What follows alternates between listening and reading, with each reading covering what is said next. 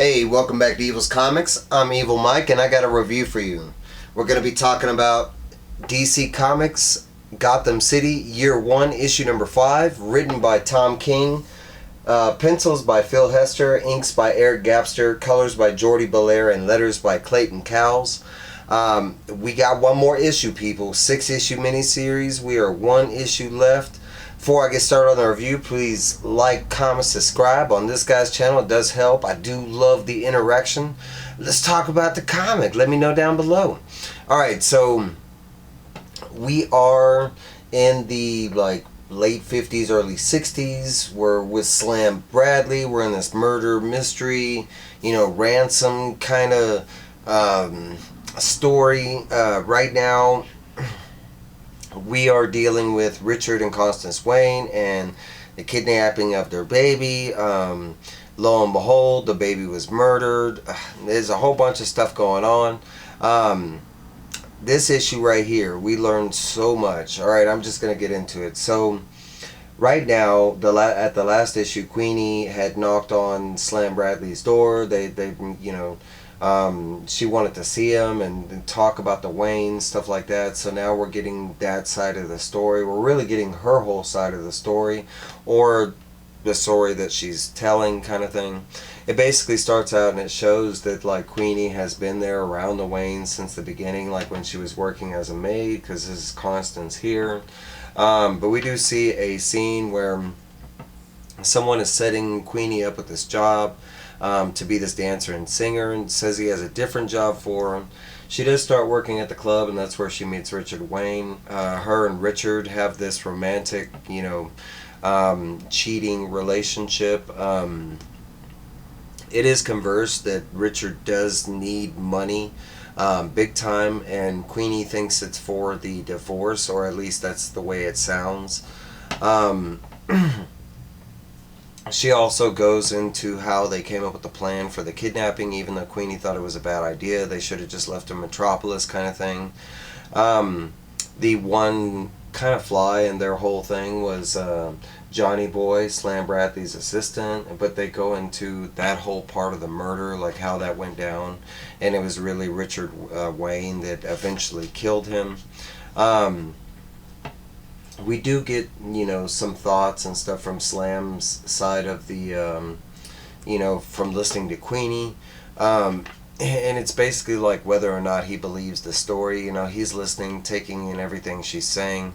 The book plays out to, how everything happened during the parts that we didn't get to see, like Johnny Boy's murder, Queenie meeting, Richard Wayne, the whole setup of the kidnapping, spiel. But there was other aspects of the story we were missing, like Richard and Queenie actually being an item.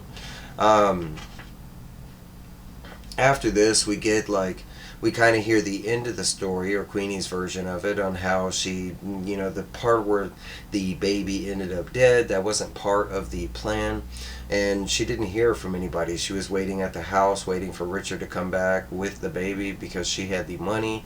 It was going to be a set deal.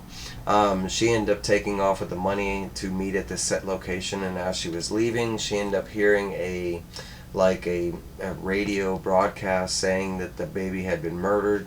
As soon as that happened, she said she got violently ill, threw up, and for some reason turned back around and went back to Gotham to eventually find Slam Bradley, and that's where she ended up that night.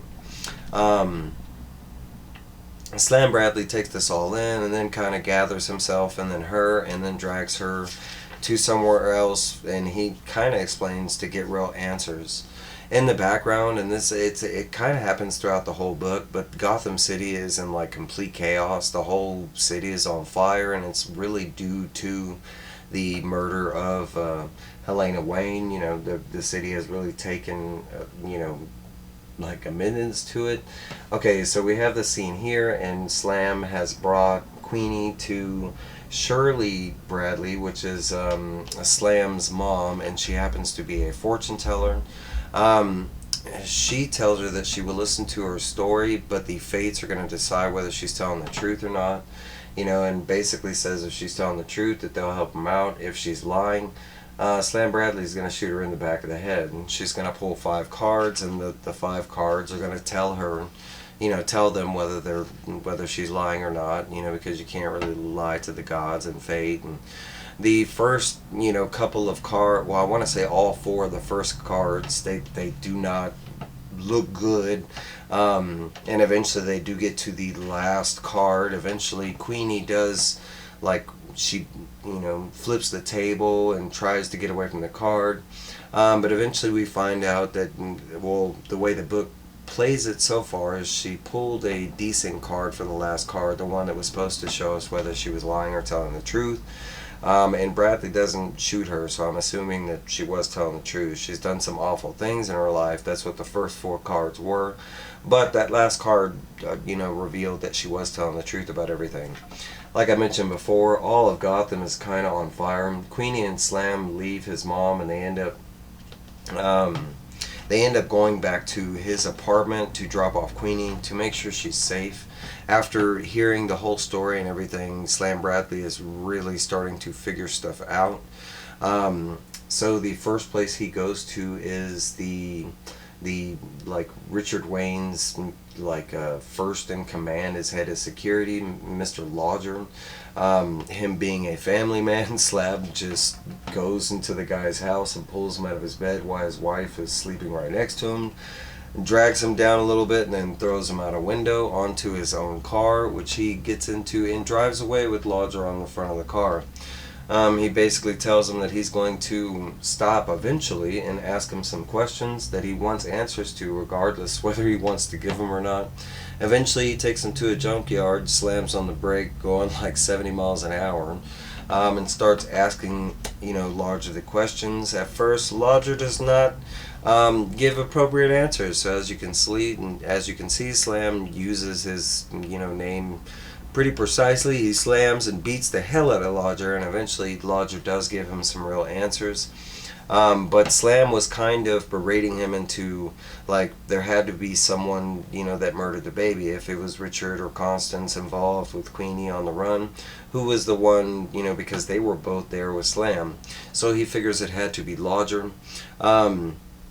The book jumps back over, and it's Slam back in his car driving through the chaos that is Gotham at the moment. And as he's driving through, listening to the radio, we get some of Lodger's story. And supposedly, it had nothing to do with Richard at all. It was all Constance. Constance was the one that hired Lodger.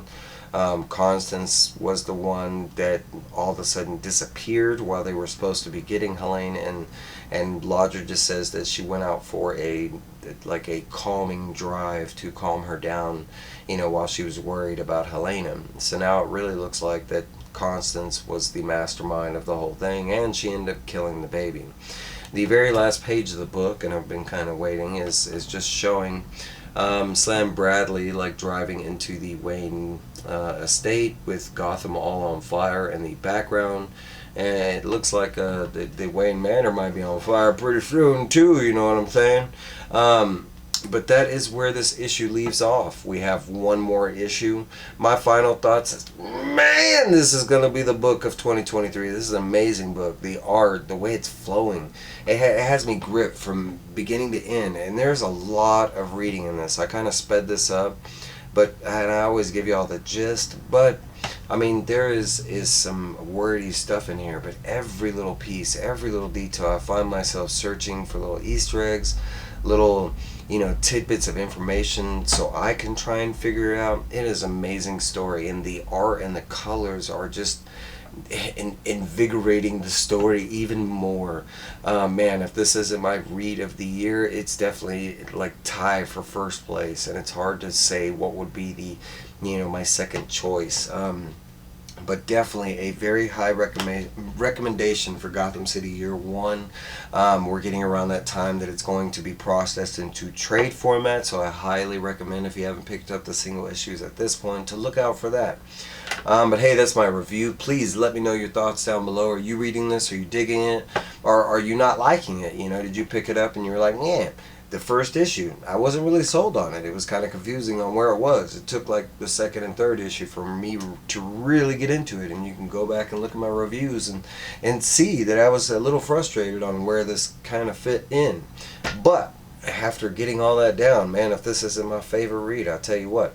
Alright guys, that's what I got for you. I'll let y'all go, and y'all have a great Monday. I will see y'all later.